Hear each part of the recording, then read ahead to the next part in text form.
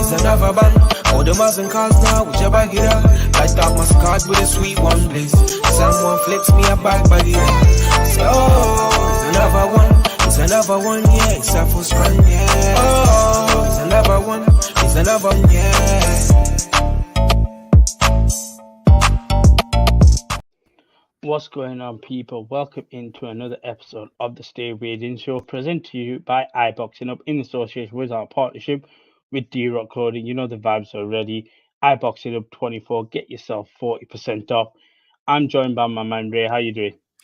Inside, mic check 1 2 1 2. Yeah, we're feeling good, feeling great. The summer's finally arrived. We've only had to wait 6 months and 2 weeks, but the sun's here, so I'm feeling good. How about yourself? What's it saying? I'm the same. Hey, listen, we're hitting 25 degrees plus here. Okay, right, we good. Okay. Hey, listen, first things first, before we get into our conversations, the NBA vibes are running strong as well. I've got the Phoenix Sun top on. What are you rocking, man? You know my 416, the Raptors. Yeah, come on, man. Shout if you know, teed up 416. You already know what it is. Come on, man. I like it, man. Listen, I was saying to you before this show, because we're live as well, I want to get everyone's comments involved as well. I want to go to the first story straight away, and that was actually one that featured on the Denny Cash undercard. A fight that was meant to happen then got pulled between Aqib Fiaz and Kane Baker. Now, look, boxing, we know there's a lot of mishaps happen. We've just seen it with Ryan Garcia and the fallout with that. But this one, credit to Eddie Hearn, he came out and said straight away what happened, why I got pulled. And apparently there was some irregular betting activities happening between both teams, one team, whatever you want to say. Aqib Fiaz put out a statement on Instagram, said, look, I can't speak about it as much because my team had advised, which is fine. But Baker's just turned around and said, look, they've come out and said take a dive in this particular fight. Now, this is the first time in a long time, if anything, the first time ever I can recall something like this happening. Look, we know about Floyd. Floyd used to come out and say, yo, I'm a bet myself, bet this, bet that type of thing, which was a bit different because it was just a way of him showing his confidence. But I've never heard of one particular fighter is automatically saying, the other guys said take a dive. Like, what's your view on this? Like, this is another level for me in terms of boxing, another low. Word to Castillo, it's not looking good, bruv. What's this guy's record like? Aqib, he's quite new into the game. I think it's about 13, 14 fights he's had. So relatively new. His last fight he lost. And again, you want to bring yourself into it. 12-1. His last fight he did lose. But yeah, like I said to you, because he's such a young fighter at the age of 23, 24, fighting someone who also, I believe, was on his last fight with the Matchroom deal and stuff. For me, honestly, it's just a really bad look. I'm not saying one party is guilty over another, but I'm just saying in general, the fact that we have this particular ongoing story happening at this present moment in time. Like I said, I'm just very surprised that we're at this particular point. So yeah, boxing's not boxing, man. I don't even at this point. It's like, what else do you say? Like, why would you even come out and bait this up about yourself? Unless, I don't know, maybe the story's gonna come out and he just thought to himself, let me get ahead of this and just tell people, listen, this is what it is. Don't try, drag my name through the mud more than it already is gonna be. So maybe he just thought, let me just get ahead of it before anyone can say anything, before any other suspicion can be built or any other stories that make it sound worse, even though this is bad. He probably just like, here, this way it is what it is, and I'll face my licks like a man.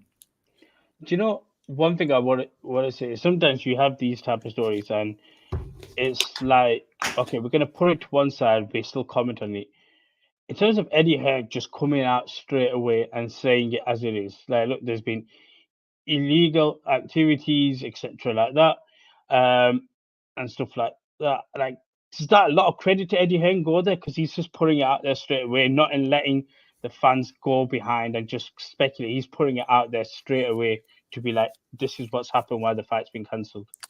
It's credit to him, but it's also just safety protocol of like, listen, it's a whole combination of things. You like the fact that obviously a lot of people normally go out of their way to hide it because they might be ashamed, and Eddie's just been on the thing of, Is what it is, man. Look, this is what's happened. We're gonna pull it off straight away, and I think it helps everyone involved because it helps the fighter, even though they won't like it.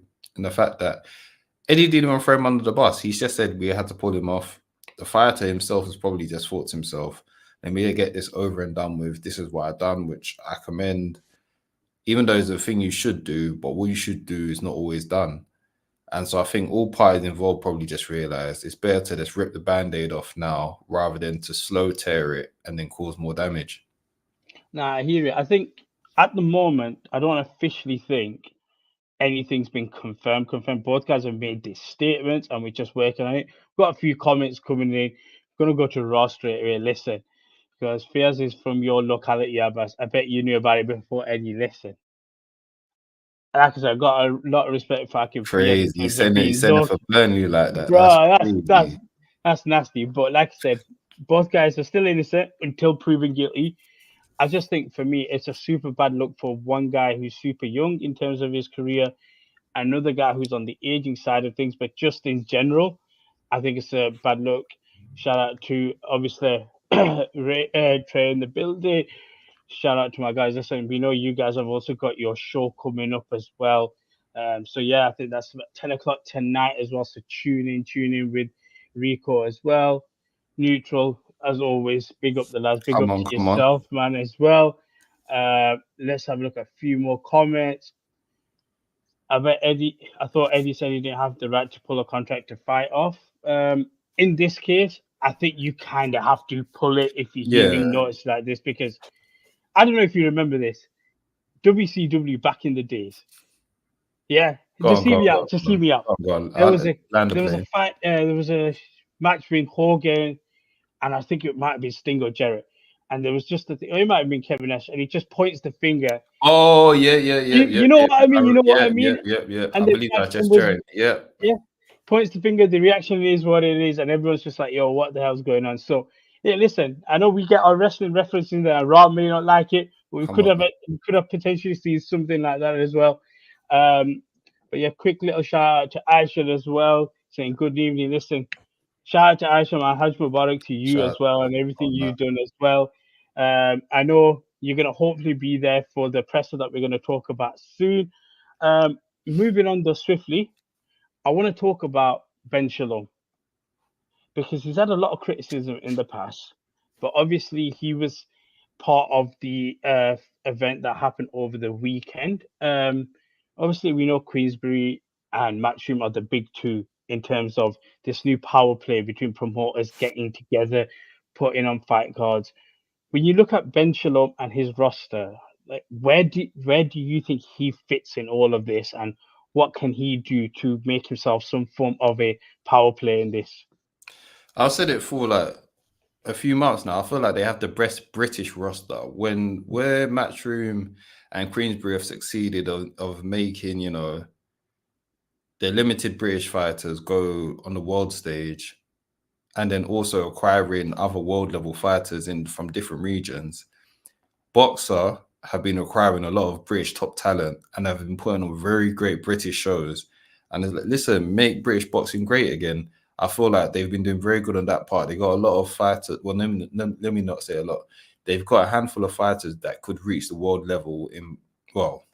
Boatsy should have been reaching the world level, who's now going to face Hutchinson. Obviously, they got a few European champions on there. They've got a few, you know, British titleists on there. So I think that boxers on a come up, but I feel like this is a very pivotal year for them because the investment hasn't gone down as many may have thought. Obviously, they got the secret weapon in Chris Williams-Smith, but I feel like this needs to be the year that they execute something big, or it could be a sticky one still. I was going to say, is one of the issues they could have is, like you said, they bring something to the table, but they don't bring a lot to the table in terms of the big star value names. And one of the things we've got is obviously not just promotional wars, but also like network wars, Sky, DAZN, TNT and stuff. Is it one of them where they might have to just transition their fighters over to fighting there? And unfortunately, Sky don't get that particular cut that they would do if they just did that.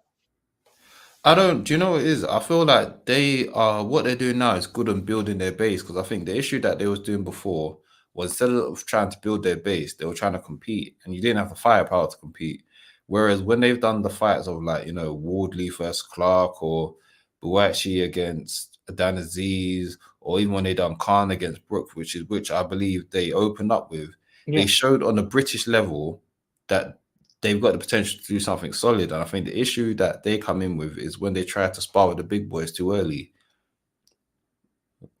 Crawl before you walk before you run.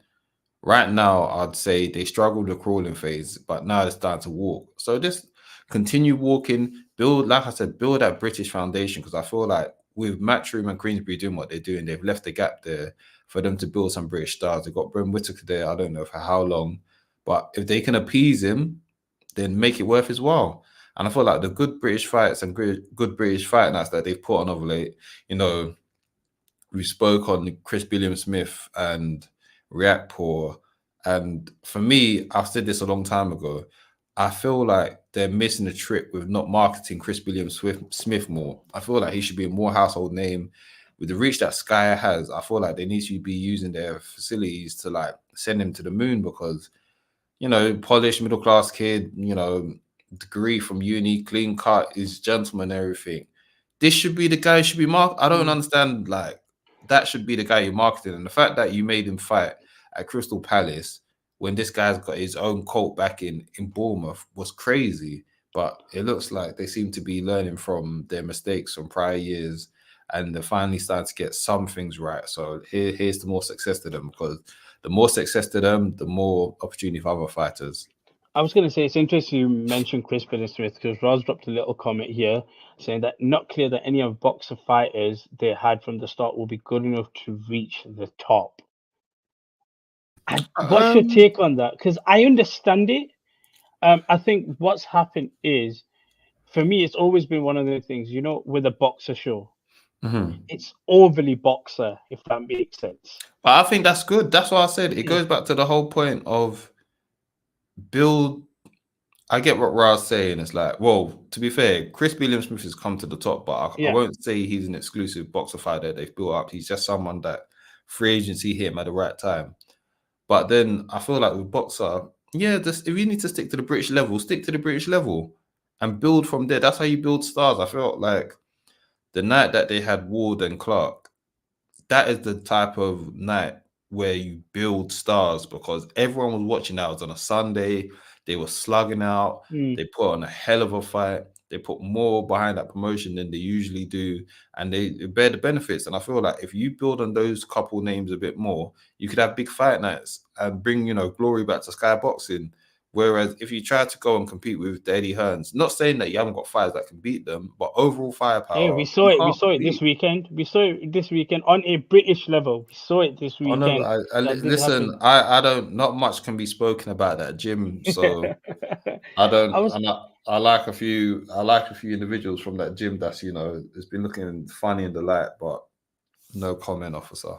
I was going to say there is one thing that they've done, like you said, in terms of the British side of things, but also I would say this: that as much as Eddie put on Serrano Taylor, if I'm looking at women's boxing, I would go with Ben Shalom in terms of what he's done. He did the first women's card.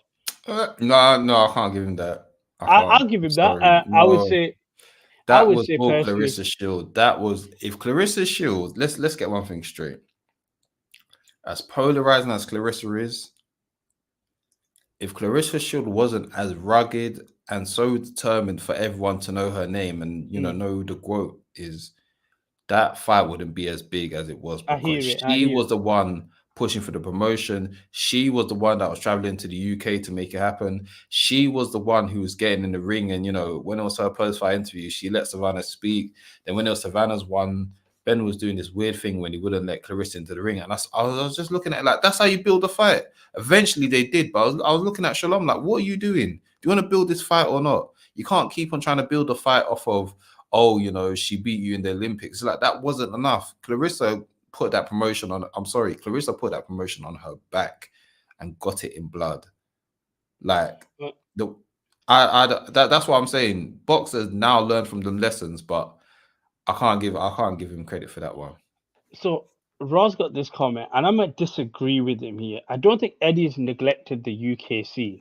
I think that's a bit disrespectful to say that Eddie's neglected the UK scene. I think what you've seen is Eddie's been able to take some of the fighters he's had and rocket them into a place where they don't need to always be fighting on UK cards as much. But yeah, the gap is there. The gap is there for Ben. But I also feel like, sorry, hold your point. Remember your point. Yeah. I do like what Ra's saying. He has neglected the UK scene, but I felt like it was necessary for, as bad as it is, the expansion that Eddie has wanted to make and needed to make, you require to let something go a bit. And unless he lets Frank Smith exclusively manage the UK scene whilst he does the world stuff, it's like Eddie can't be, you know, doing things for Boots, doing things for Liam Parrow, doing stuff for Bam Rodriguez, and then be like, expect him to care as much for the UK scene. Like, something has to give. And for me, as bad as it sounds, Eddie's earned that. I've put on so many great British nights for you that, yeah, guess what? I want to expand my thing global. And at the end of the day, that's what the DAZN deal was about. The DAZN deal wasn't about just because DAZN gave the money. It's for the simple fact that Eddie said, listen, I want the opportunity to be able to go global. I think a big dream of his is always to be a top promoter in the States. It's not happening yet, but he's building, like I said, with people like Boots, Bam Rodriguez, you know, doing, you know, one fight deals with like the likes of Canelo and Devin Haney. The UK scene had to be neglected a bit. And this is why I'm saying Boxer needs to take advantage of that. And without having to try and compete with Matchroom, work with them and help build the UK scene. And it can be his. I think we're going to talk about it soon as well. But what I'd like to see is, with this big showcase event that's supposedly meant to be happening in London, featuring agents, I would like to see one or two boxer fighters or a boxer fight be on there as well, just to showcase to them that, look, we're also Buatsi Rise. But listen, Joshua Buatsi, fellow countryman. Buatsi, if you're Ghanaian, then you know the distin. I see the accent switch there. Listen, to the Ghanaians out there, they know the distin. Buatsi, please. And I think who's he got? Willie Hutchinson for the WBA interim title.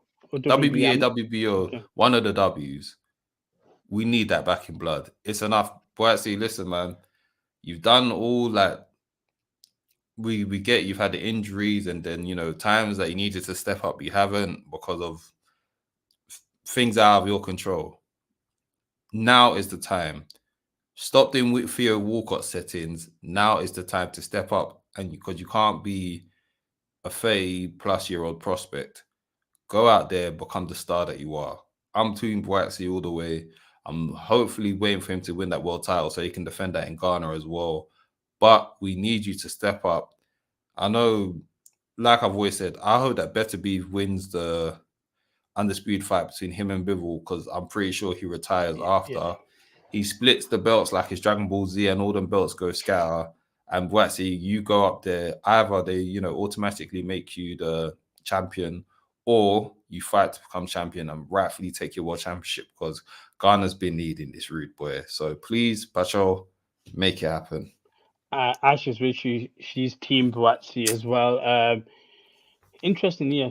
Apparently, Ben Shalom previously criticized fights to going to the Middle East, so he may not necessarily be able to get in with the Saudis. I don't think that myself. I think if you're good enough, if the character profile is there, I feel like Turkey and everyone will. Let me tell you something. As well. Ben Shalom is not an idiot. He was saying that for PR, and it probably backfired. He will apologize and he will take that bag because boxer needs that bag. With the limited fighters you can take to Saudi, he will absolutely go there. He's a promoter. Promoters are going to say things to disparage others and make themselves look good. I'm at the point where I give promoters, I call it a hypocrisy bar. I allow you to have a bit of hypocrisy. Once it gets too much, you got to call it out. But okay, every now and then... You know your hypocrisy bar? Are we... Yeah. Fast and Furious at the top hypocrisy. Absolutely. Yeah, When I it gets knew that was happening. I never go knew your full hater was fury. coming out. Never go full fury when the hypocrisy bar comes out. Never go full fury. Eddie Hearn, he's got a decent level of hypocrisy where I'm just like, I know why he's doing that. It's nasty, but I can see the vision. But never go full fury with the hypocrisy bar, because then then you're saying Happy New Year halfway through the year and saying that Usyk didn't beat Hey, you listen, even I'm though gonna ref say staged in this the right ninth now. round. He's gonna say Merry Christmas. He's gonna say Happy New Year. He's gonna say everything else in between when he wins against Alexander Usyk. But Well, you say when he wins against, listen, listen. he I'm is still gonna not back him. winning. You know me. I He don't drop my is. fighters. Let me tell you something. Usyk is gonna give him a shellacking again, maybe worse than the first time. Me personally, I just want AJ and Fury to happen. Usyk will be undisputed by the end of the year. I promise you that. We're gonna see. We'll see. Talking about fight announcement on Saturday as well. We heard Catterall's obviously back in action in August against Prograis at the Co-op Arena. Now, I'm gonna say this out there. It's a very big venue to do. It's a very big venue to do. I understand why Eddie's doing it. You're going to be the first one hosting a boxing event there. Obviously, Catterall being in that Manchester Chorley area should, in theory, have support. But the same way I've criticized Boxer, where they've done events at venues for fighters and it's not looked good on the camera angle side of things, I don't know what you do to fill that arena from the top to the bottom and make it look very appealing. If They they can do, because they might do what they do at the O2 sometimes, close where it sections off. so I got a feeling the Co-op, they might just say, depending on how the tickets are going, start cutting off. But here's my thing: when he sold out, what arena did he sell out in his last fight in Manchester? It was in Or was Leeds. it a sellout? It was in Oh, Leeds. Leeds. See, that's different. That you had the right sparring partner where you Yeah, could put it in anywhere. Personally, for me, and you would get big numbers. You had the right. I don't think true. this is the right sparring partner, but at the same time, it's a very good opposition fighter because obviously a previous world champion. Yeah. Just to continue to build the momentum, I just think again, I understand why it's being done, but it's going to require a heavy undercard to keep fans in their seats all the way throughout. There can't be a heavy undercard, because the way I see it, if that's your main event is meant to be your main attraction, Mm. the undercard, you're just gonna have to get people that are popular locally. You know, when they sell, like, people that are personal sellers themselves and they sell big tickets. That's the only way that I see this getting populated, like, to a massive number, and put, those people at, like, near the, co-main event and such. But shout out Catterall for this fight, because I know he's been wanting to keep busy. This is a very good fight. I believe this might even be the last fight on Rougarou's Matchroom contract as well. It's a weird one, because I feel like Catterall could have slightly have gone Australia to face Liam Parrow, but the fact that he wants to do this one fight just to solidify himself and then go for a belt, I commend it. I was going to say just a few quick comments jumping through. Catterall isn't a big draw at all. Then he had to Team Crawler in there, which makes sense, 100%. And with that, I think that might be the blending. No. I hear it. I feel like they will 100% look at that as well from that side of things. Nobody sells out a 24K arena apart from AJ and Fury. 100% agree with that, unless you have the right sparring partner. I think if you've got the right sparring partner, I will say this, I'll stand on this. I think Catterall Taylor, you could have done in a big arena. I understand why Yeah. but if the AO arena was available at the time, 100% they could have sold that out. To your point about going to Australia, I feel like if he wins the world title here in the UK, there's going to be a lot more eyes on it. Yeah. And it makes a lot more sense to. I think even Parrow, for example, if he got the opportunity, I think he makes more money personally fighting in the UK than he does in Australia. He might have seen what happened with George Kambosos and say, listen, the big time boxing coming back to Australia. Even though, don't get me wrong, George Kambosos was another one. Like, he had good sparring partners in Devin Haney twice and then Lomachenko. Whereas Parrow, I think maybe they might let him. Obviously, it's his first title fight, so let him defend in his country, see what the attraction is, and if they can do big numbers in Australia, keep it in Australia. And this goes back to our point earlier on about Eddie Hearn now becoming more of a global promoter, where Eddie understands, like, why do I always need to bring stuff back to the UK? No, if I can go to their homeland and make it big, let's do it. Whether it's America, whether it's Japan, whether it's, I've forgotten the fighter's name, but they've got a world champion who's South African. Whether it's Paro now, go to where the home fighter is and see if you can build that community. And Australia's got this weird history with boxing where they don't always come out, but obviously, like, Muay Thai is very big in Australia as well. So, you know, they like their combat out there. UFC, we've had many a success going to Australia a lot of the times. Obviously, they've built up people like Volkanovski. So it'll be interesting to see if Eddie Hearn might be looking at that thinking we can build that power in such a way to get those big crowds. So let's see. I think the first we've got to let the dominoes fall where they go. We've got to see if Catterall can beat Rougarou. It's a winnable fight, but if you slip, you know, it's a winnable fight, but it's not a given. And like Raz even saying, is Paro even popular in Oz? We'll find out. We'll see. We'll find out, because they might be thinking, they might be happy to have a world champion. Obviously, what happened with Cambosis, where it's like it was short-lived, they might be happy to say, like, oh, we got another world champion again, so let's get behind him. Obviously, the weight class isn't, you know, the most popping weight class, but at the same time, it's a world champion. Is a world champion, and if they can build it organically, we need to get more in touch with boxing aficionados in Australia. But if we can, like, you know, see what the reception is for Liam Paro, whether there's in his region they can build that, you know, community around him, I'd love to see it, because I think, especially with Catterall, I know I believe it's the IBF belt that Paro's got. There's quite a few people in that queue. So with Catterall, I think with one more win over Regis, he can go to, you know, a few different routes to the belts. So I'm rooting for him. After he got screwed over by Josh Taylor, I'm rooting for Jack Catterall to get a belt. I'm gonna just cut you. He didn't get screwed over by Josh Taylor. He got screwed over by the officials. Josh Taylor did his job. Yes. Josh Taylor did his job. You're absolutely correct. Just quickly then, before we wrap up, the Super Show that is supposedly meant to be landing in very soon, in terms of the opening press conference that's meant to be in September for the big show at Wembley. Talk to me about just some of the fighters you want and expect to be on there. And from previous shows, for example, like your Saudi shows that we've had recently, who should be aiming to continue to be on there, to continue to build that momentum for you? I'm very upset because In a way, it's not coming. We were going to see Reporter Ray, but it's just not happening yet. If Inoue was there, I was going to listen, you'll find me there somehow, some way. But, you know, AJ is most likely on a card. They're saying Dubois for the IBF belt, which will be, you know, sorry, Dubois, it had to be you, but, you know, you got to go.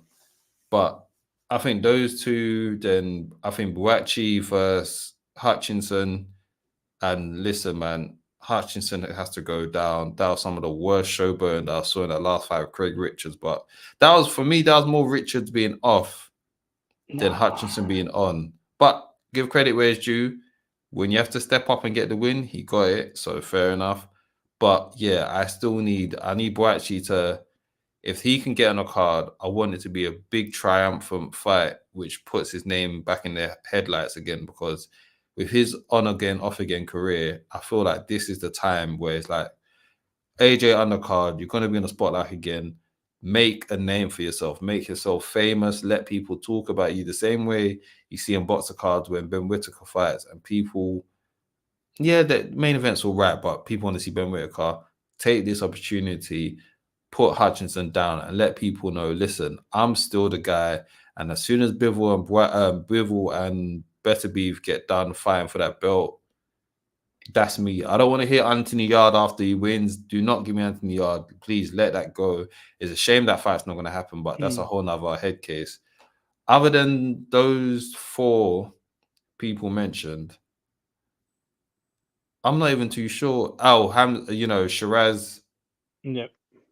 Oh, well, I mean, Ra saying Shiraz is off on holiday to Dubai, so probably not on the listen, show. he might be on holiday now, but holiday only lasts for a week. We'll see. So, I'm hoping he's someone that stays in shape because that would be a good showcase for him. He put on such a good show in Saudi. Obviously, you never know what's happening with Chris Eubank Jr., which to this point now, I'm just like, nobody knows what's happening with Chris Eubank Jr. I don't even know. There was that, when he had that win, and we were like, we've got him back. We got him back. Him under Bomac was looking good. Under Bomac was looking promising. And then Bomac got arrested. He got released, but it's like Eubank's locked up. Nah, Free you know him. what? I said this before when Nick Ball won. I want to continue to see his. Nick Ball could be a showing on I there. I don't need him to headline, but I want him to be on these cards because everyone's going to know your name still. Yeah. And we're going to tune in. And we'd rather see you personally. For me, I know this is going to be one of them casual boxing takes. I'd rather see you on the undercard of a main card or a big card rather than just headlining a smaller venue. I think Barrett versus Caceres as well is a good one that's being proposed, and I hope so because I think Barrett's another one where he got his world title shot on a short week's notice. Well, not a week, but it was on short notice, and he didn't get a proper camp. So hopefully this is the fight. Initially I wanted it to be Cordina versus Barrett in Manchester or Wales, but with Caceres, I think Caceres versus Barrett on the card. I feel like this is another one of those fights where neither of them ain't big enough names yet. So if you go on a card like this and everyone's watching you and you put on a good show, this is the right time. So I hope that fight gets made. Now, this is interesting you say that because I would like him to be on the Catterall undercard myself in Manchester. Matchroom fighter, though. Yeah. Matchroom fighter. Yeah. Well, yeah. I'm saying Queensbury fighter. So because I'm sure this show won't be exclusive Queensbury, that's what I'm thinking.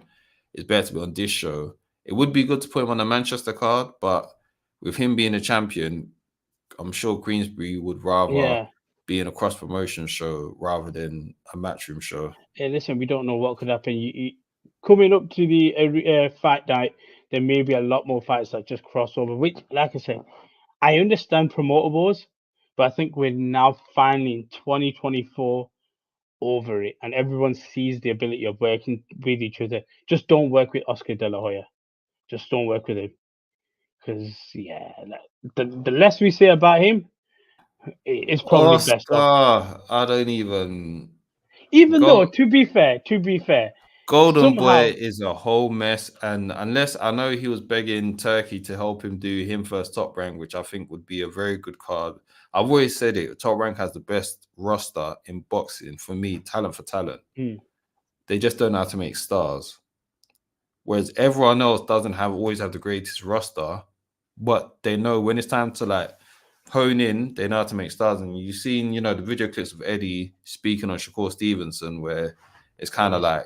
You've failed him promotion wise, but then he's also at a point where the money's too much for him and he's not looking the most commercially viable. But I hope he puts on a show.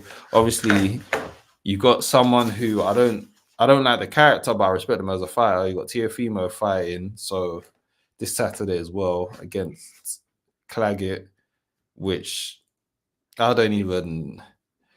Man, get Tio another title shot against someone else because no one cares about these fights. That's what I mean. We need to get Tio in these proper fights because Tio for me, peak Tio's very good. I'm a big fan of Teofimo Lopez. I respect him as a fighter, as a person. He's jarring, but but sometimes you need it. He's not going to be.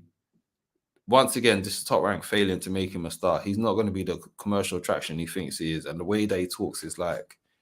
He talks down on certain fighters sometimes, and I'm just like, you are not the guy that you think you are. And that's the whole reason why the whole Cambosis mess happened, because you kept on thinking you're this bigger guy that you are. Not to say that you shouldn't aim for it. I'll never tell someone to devalue themselves, but you need a certain level of delusion to make it big.